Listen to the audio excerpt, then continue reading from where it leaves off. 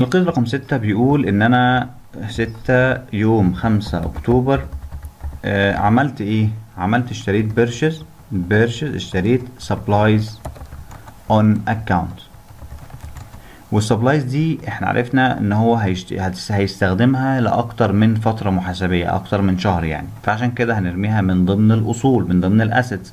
تاني هنزود حساب ونقول ان انا عندي سبلايز، نعمل هنا ميرج ونعمل سبلايز ونحط الديبت والكريدت بتاعتنا عادي خالص. وبعد كده نقول ان انا عندي سبلايز زادت ب 2500 جت ديبت، والكريدت ايه؟ عندي لايبيليتي، فهزود حساب كمان في اللايبيليتي. فهضغط ضغطتين هنا واعمل كنترول بلس يقوم مزود، اقوم جاي مكبر اللي هنا الميرج، نكبر هنا الميرج ونكبر نفس الكلام الميرج في الاسيتس.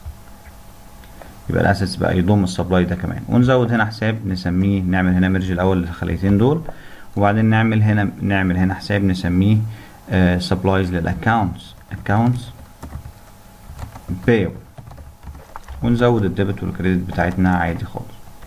يبقى انا كده عملت ديبت 2500. يبقى انا كده عملت القيد بتاعي ديبت سبلايز وديبت 2500 اكونتس بايو. طبعا الكلام ده غلط، لازم اكتب في الكريدت، لازم تخلي بالك، مهم جدا انك تخلي الديبت والكريدت، في ديبت وفي كريدت.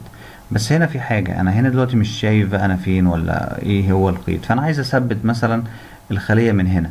ثبت لي بعد اذنك، عايز اثبت الشوية اللي على الشمال دول والشوية اللي فوق دول، مش عايز مهما نزلت ما يمشوش، ومهما مش اتحركت يمين ما يمشوش دول. فبروح هنا بعمل عند فيو وبدخل على حاجة اسمها فريز وفريز بانز.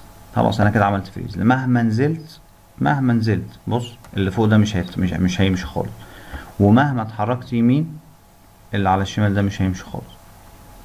فده معناه كده فريزنج، ده معناه ان انا عملت فريزنج للجزء اللي على الشمال ده والجزء اللي فوق ده.